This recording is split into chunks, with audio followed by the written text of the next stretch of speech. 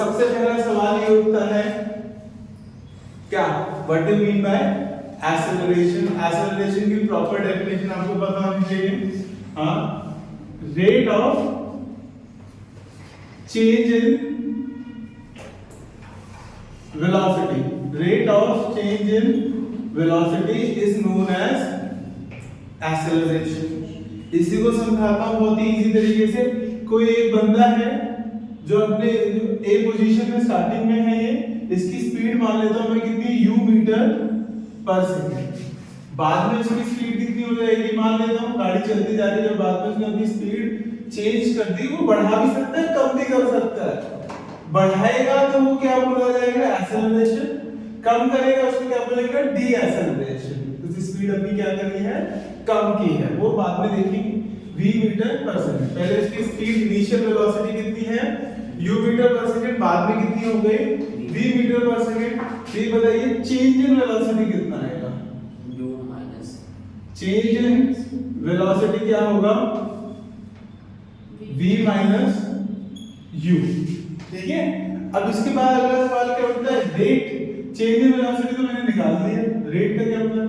अगला सवाल उठेगा rate of change in velocity का क्या मतलब होगा।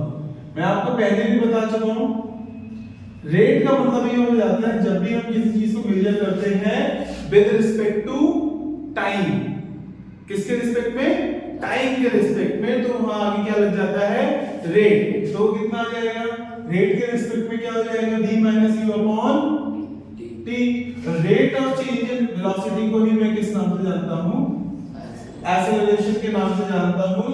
एक्सेलरेशन का शॉर्ट फॉर्म क्या है, स्मॉल a, एक्सेलरेशन। ठीक है। अब a बराबर कितना आ गया, v minus u by t। इसी को आगे देखिए, ये आपका एक्सेलरेशन का क्या आ जाता है, सिंपल सा फॉर्मूला। अगर मैं इसकी एसआई यूनिट की बात करूं, ऊपर क्या है, वेलोसिटी है।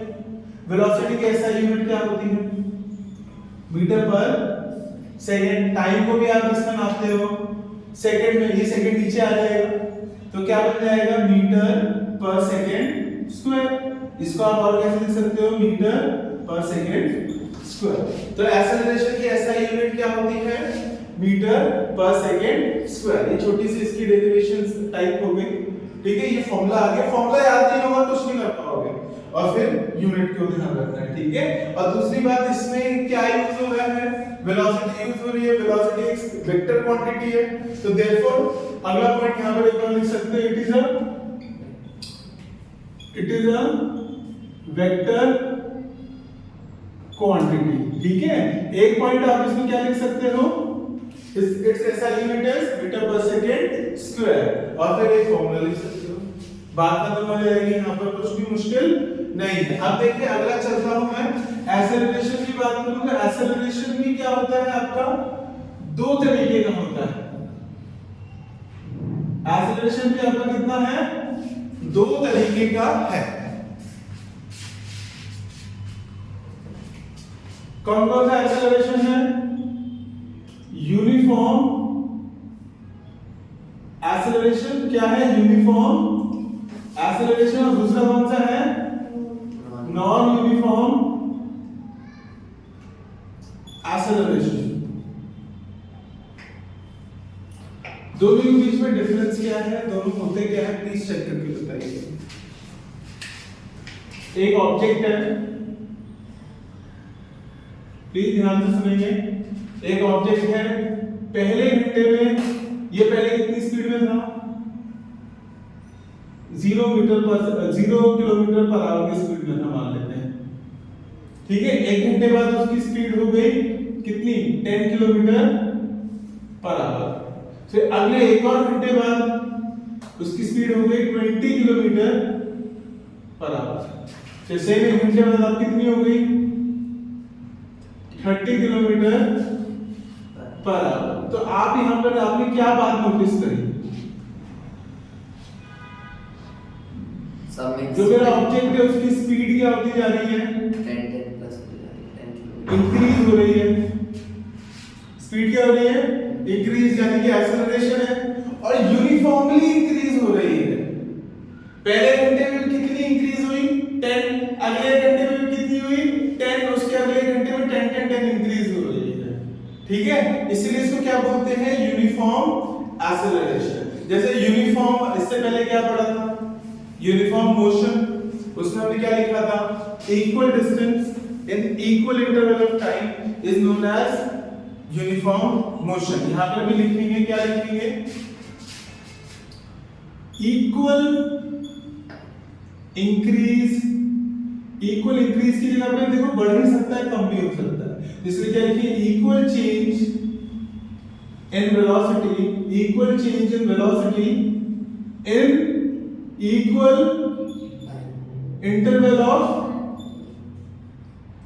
Time is known as uniform acceleration. कितना आसान है, बस डेफिनेशन ही तो याद रखनी है।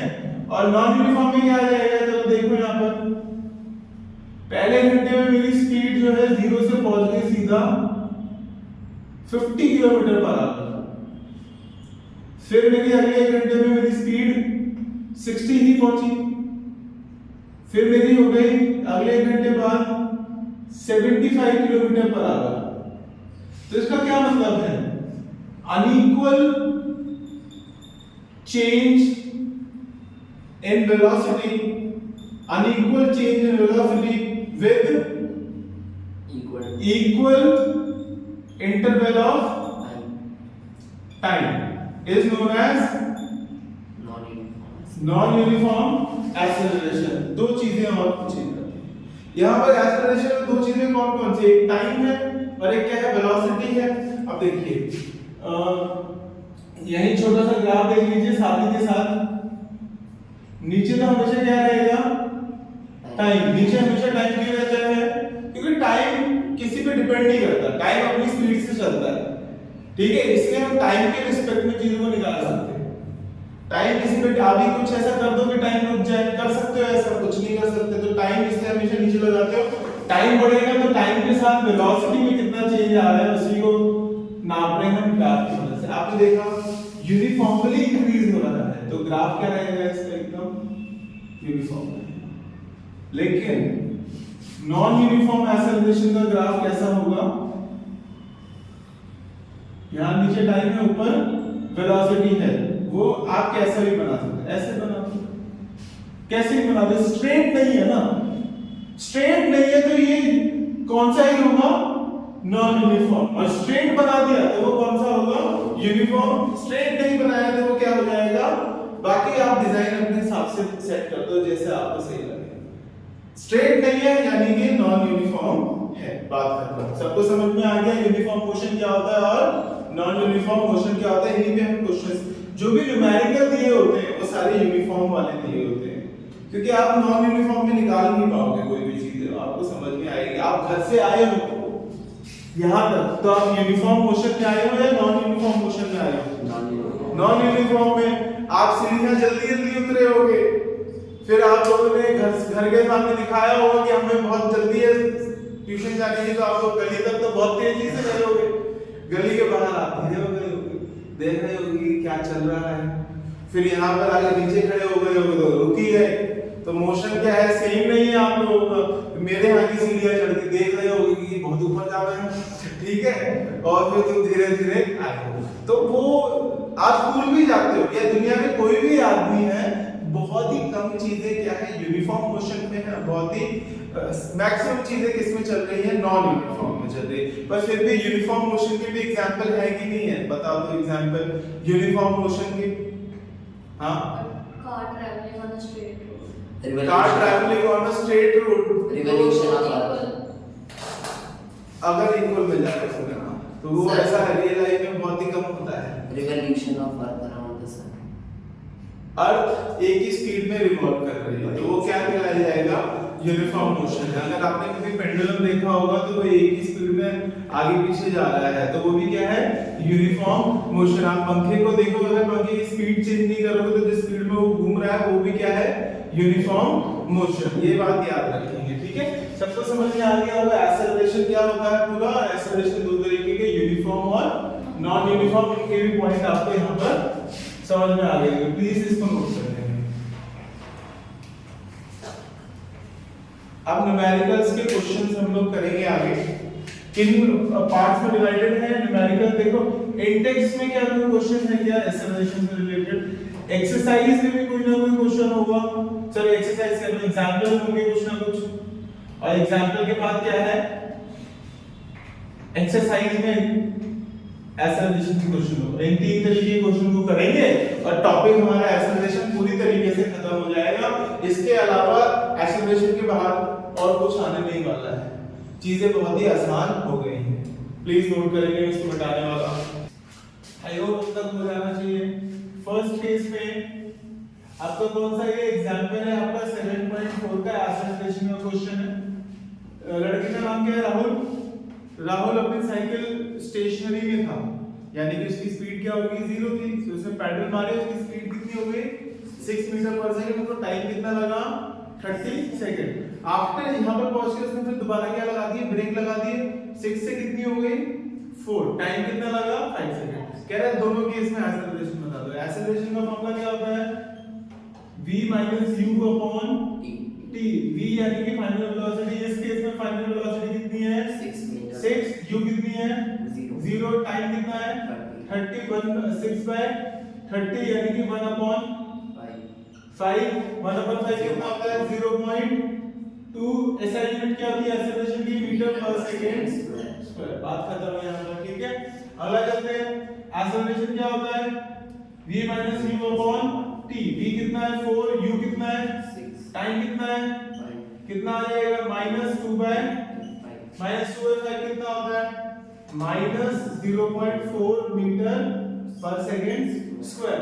प्लीज यहां पर एक बात ध्यान देंगे, पहले वाला जो केस था उसमें स्पीड क्या हो रही है, इंक्रीज हो रही है, तो ये क्या है एक्सेलरेशन है। यहां पर क्या हुई है एक्सेलरेशन हुआ है, एक्सेलरेशन जो है पॉजिटिव आया है, ठीक है। और दूसरे वाले केस में स्पीड क्या हुई है, डिक्रीज हुई है, तो एक्सेलरेशन क्या आया है नेगेटिव आया है। तो ये बात हमेशा याद रखें, जब एक्सेलरेशन नेगेटिव होता है इसको हम डी एक्सेलरेशन के नाम से भी जानते हैं। किस नाम से जानते हैं, डी एक्सेलरेशन, और एक और नाम से जानते हैं रिटार्डेशन। किस नाम से, रिटार्डेशन, ठीक है। ये बात याद रखना, जब भी स्पीड डिक्रीज हो रही होगी, कम हो रही होगी, तो एक्सेलरेशन किस में आएगा, नेगेटिव में आएगा, और उसको इन दो नामों से और भी जाना जाता है। आपके सामने है, देखो कितनी इजीली मैंने ये क्वेश्चन कर दिया है। एग्जांपल 7.4